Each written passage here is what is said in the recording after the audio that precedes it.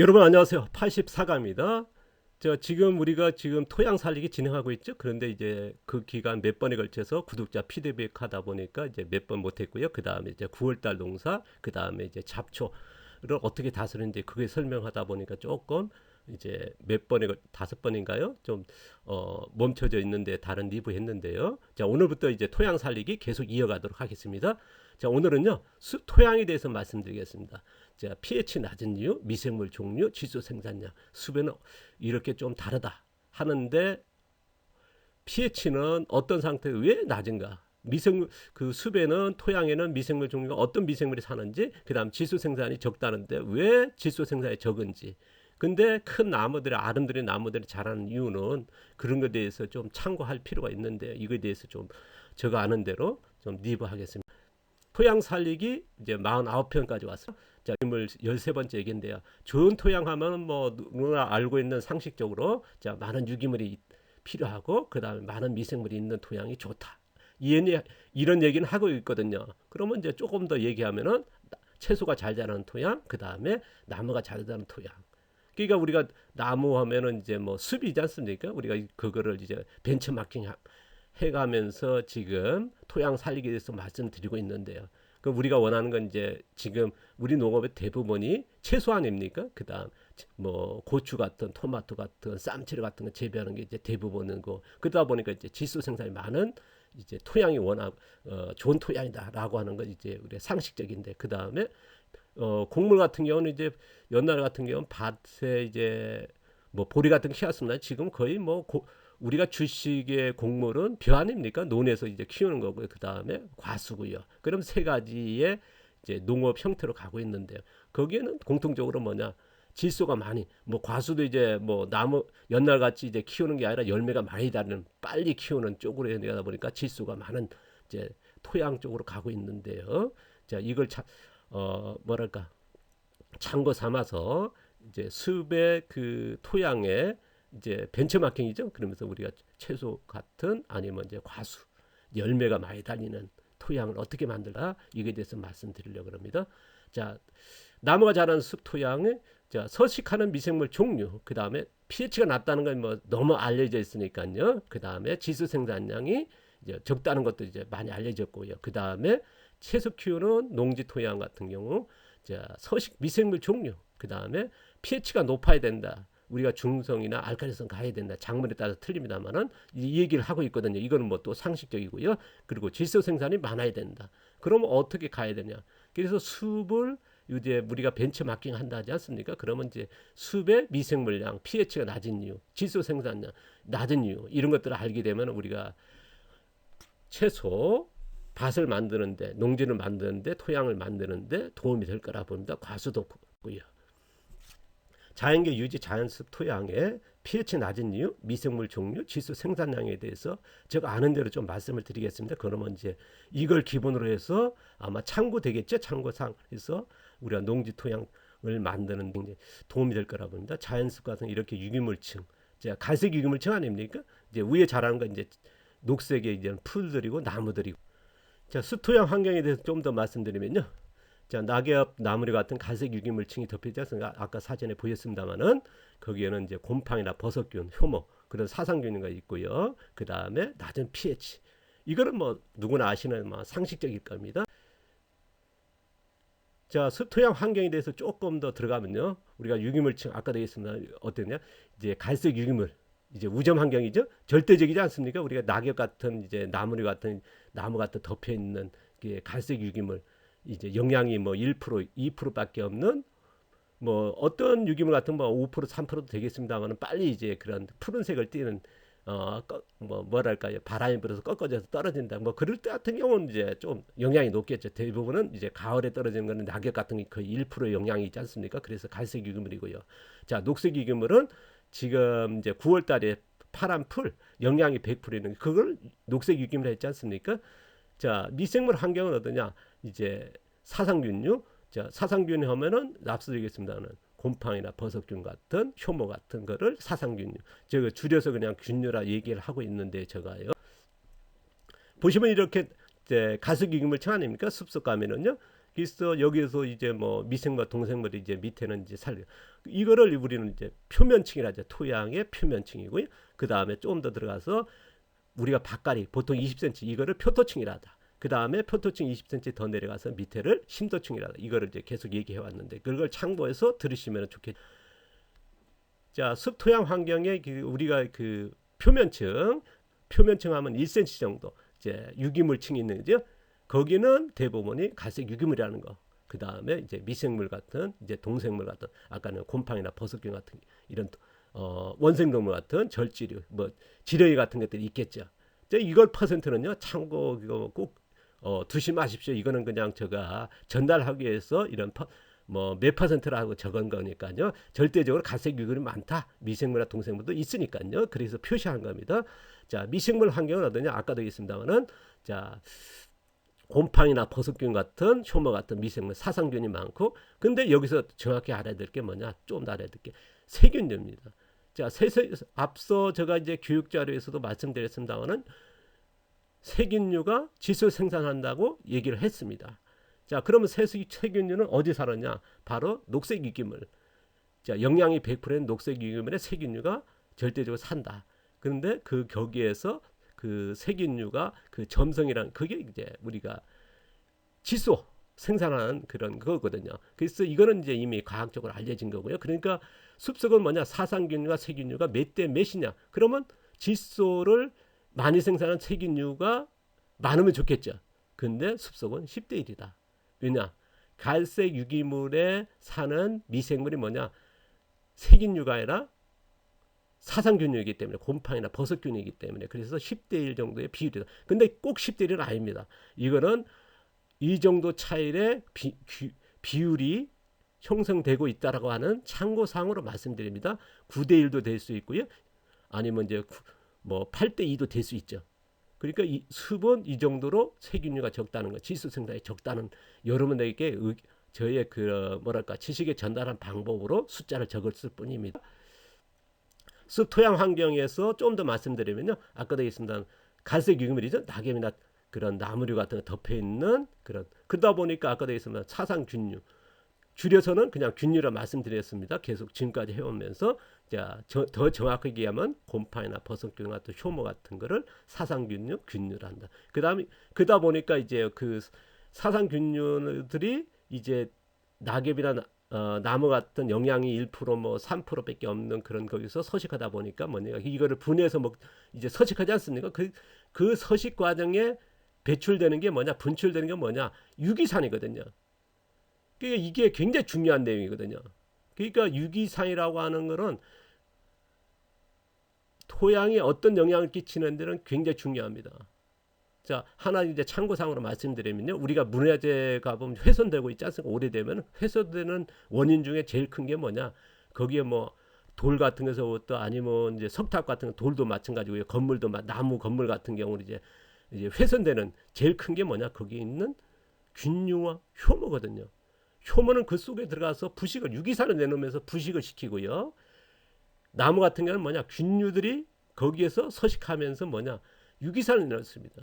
유기산이 뭐냐 이게 분해를 버리는 거거든요. 그러니까 그 유기산이 뭐냐 우리가 얘기하는 이제 pH를 낮게 하는 원인이 되고 있고요. 우리가 산성비도 내리는 원인도 있습니다. 이런 유기산을 내놓는다는 거. 그러니까 유기산이 내놓으니까 뭐냐 그 낙엽 같은 게 이제 분해가 되는 거거든요. 그런 과정에서 이제 질소 생산하겠는데 근데 질소 생산량은 그렇게 많지 않다. 적다는 거.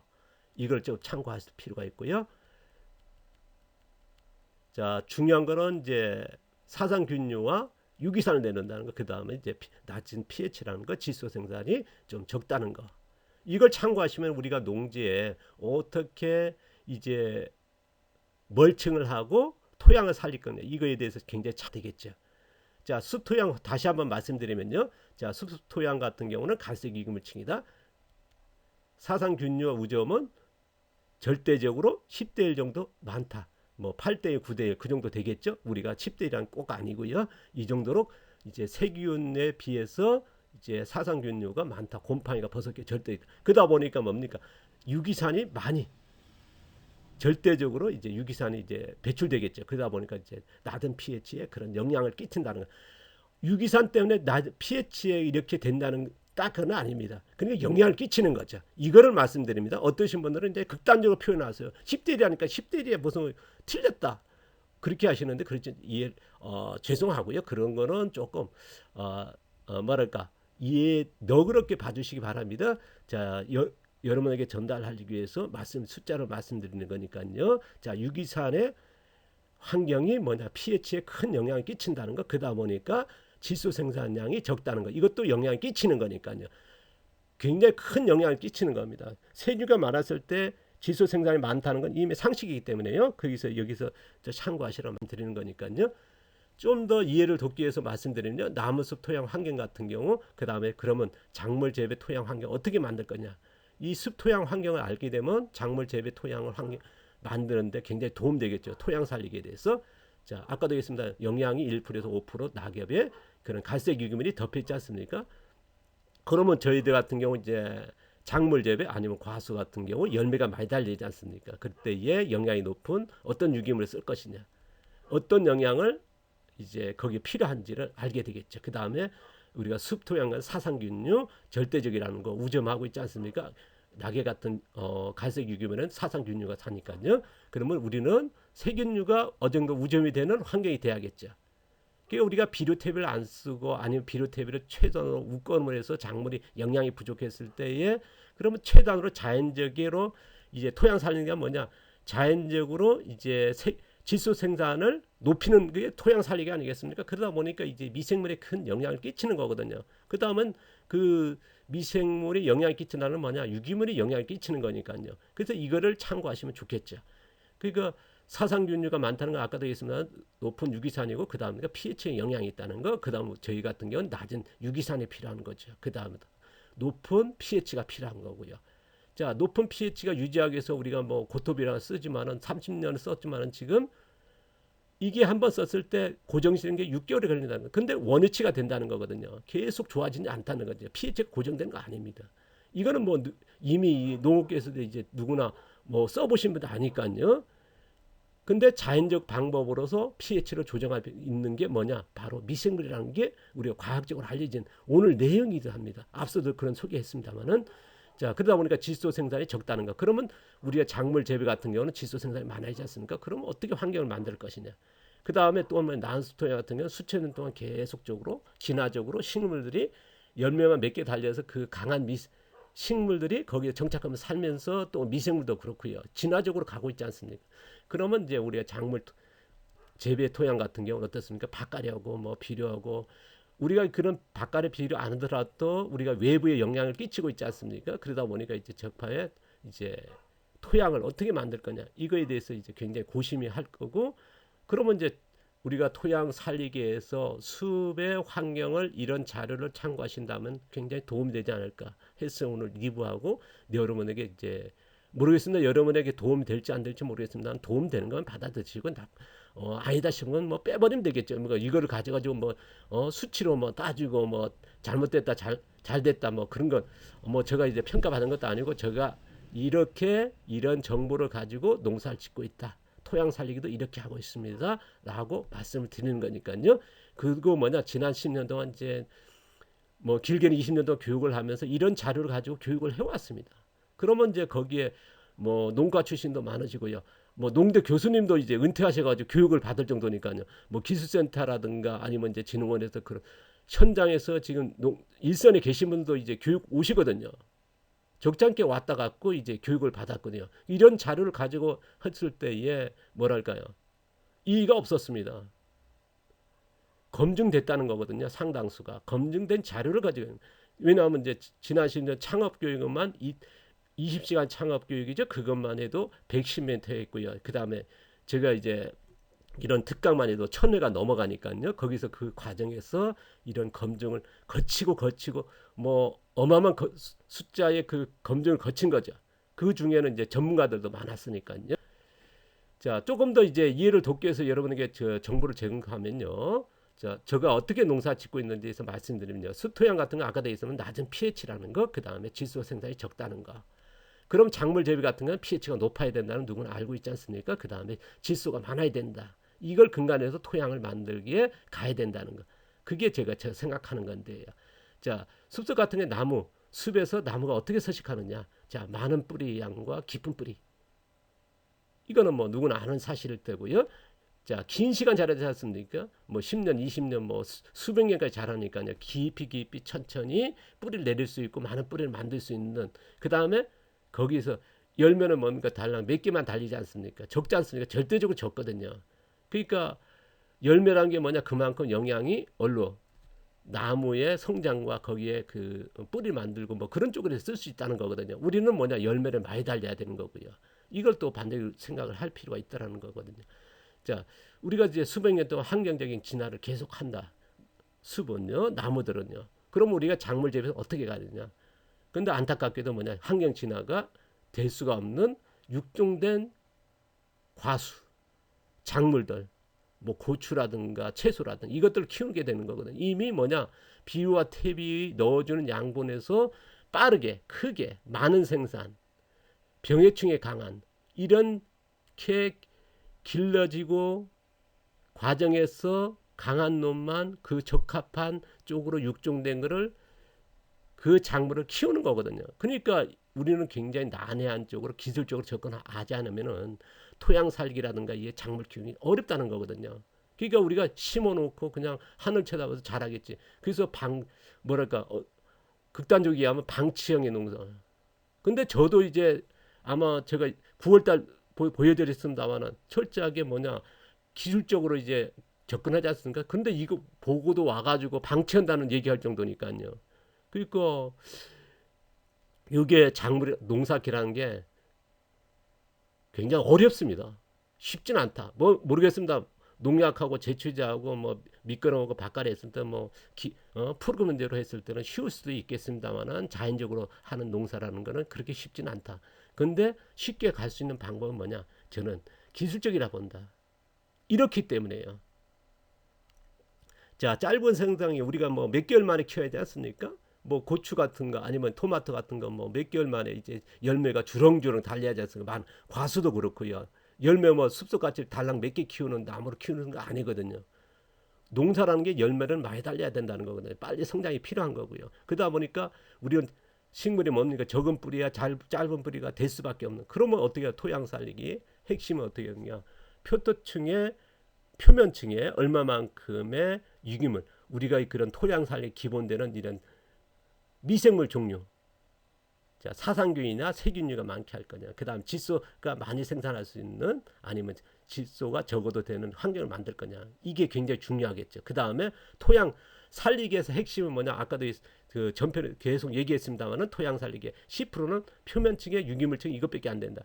10%밖에 안 된다. 그럼 토양 살리기의 제 핵심은 뭐냐. 깊은 뿌리라는 거. 자, 많은 뿌리라는 거. 이거는 뭐 누구나 상식이면 저희들이 이제 강조하는 건데 앞으로 이제 이걸 진행하면서 이걸 참고할 필요가 있는데요. 그래서 작물은 어쨌든 뿌리가 많은 뿌리가 필요한데 어떻게 만들 거냐? 깊은 뿌리가 필요한데 얼마 많을 거냐? 1m 정도 식물이 자랐을 때 최소한도 1m 정도는 못 자라도 80cm는 자라야 되거든요. 아니면 50cm 자라야 된다. 근데 우리는 미끄러운 거 바깥에서 달랑 20cm거든요. 지금 우리나라의 과수의 제일 과수 농가들이 하는 말씀이 그 뭐냐? 50cm 표토층에 뿌리가 내려 있다는 거거든요. 심토치가 내려가야 되는데 그런 농사를 대표적으로 하신 분이 심토치까지 농사하신 분이 일본의 기무라시죠. 썩지 않는 사과. 그래서 우리나라 농가들이 뭐 수천 명이 갔을 겁니다. 또 초청해서 교육받고 했지만은 그걸 도전했어요. 많은 농가들이 그랬거든요. 저도 이제 강좌를 들어본 적이 직접 만나가지고 뭐 단체로 이제 그런 농가를 이제 방문한 적이 있습니다. 그러니까 그분들이 이제 그 농가분들이 이제 1시간씩 뭐 특강도 해준 적이 있거든요. 들어보면 뭐 5년 3년이면 이제 김우라 씨 같은 나무를 만드세요. 그런데 제가 들었던 농가 다 실패했습니다. 안 되고 있습니다. 그러니까 지금도 있다 하면 이제 가서 이제 비행기 타고 그냥 곧바로 가고 싶죠. 그 정도로 이제 저도 열망하는 건데요. 또 그런 그 농사를 원하고 있는데요. 그래서 제가 이제 같은 지식으로 해서 이렇게 숲에 토양이 이런 상태라 그런 작물 토양을 어떻게 만들 거냐라고 하는 이제 진행한 내용 아니겠습니까? 모르겠습니다. 제가 이제 말주였다 보니까 여러분에게 전달이 어떻게 됐는지 안 됐는지 모르겠습니다만 참고하실 거면 하시고요. 자, 잘라낼 건 잘라내시고요.